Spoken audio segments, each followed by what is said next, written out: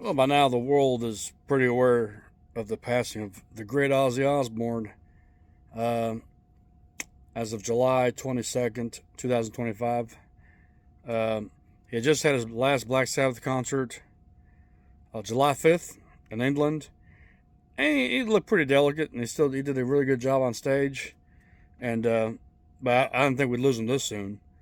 Some sort of messed up message was sent out a week ago saying he died. And my wife ran in the room and said, "Hey, look," showed me and my daughter, "Ozzy's dead." I'm like, "Good God, are you kidding me?" My heart sunk for about 15 minutes until we looked online. It was a hoax. Can't believe a week later it'd actually be reality. You know, little history thing. This is one of my favorite guitars. This is a Jackson PS37 Randy Rhoads edition, autograph of Pantera. You know, and funny story.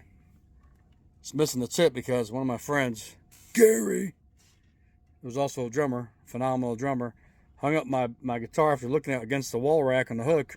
If you don't hang it just right, it's coming down. So it broke the tip on the guitar. It was a brand new guitar at the time, and bent the neck, and I didn't fix it again until like 20-something years later after I got in the military.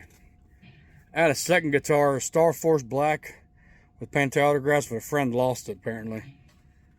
So, but I forgot how good this guitar felt.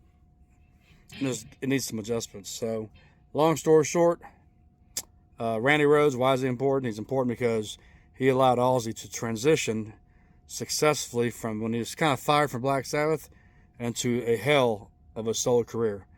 Randy Rhoads only survived for 2 albums, Blizzard of Ozz and Diary of a Madman. He passed away thereafter due to aircraft playing with bus. But that man, Randy, was what got Ozzy successfully out there as a single artist and became one of the greatest single artists ever, on top of a founder of Black Sabbath. People are throwing around a lot of Ozzy was the godfather of metal. No, he is the father of metal, with his brothers in Black Sabbath. Because, you can say 1968, 1969 is pretty much the origins of heavy metal as we know it.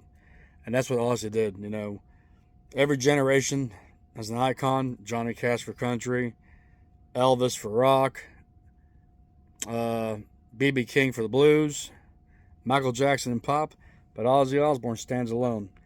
And the best that we can do is, hey, celebrate him and keep jamming out.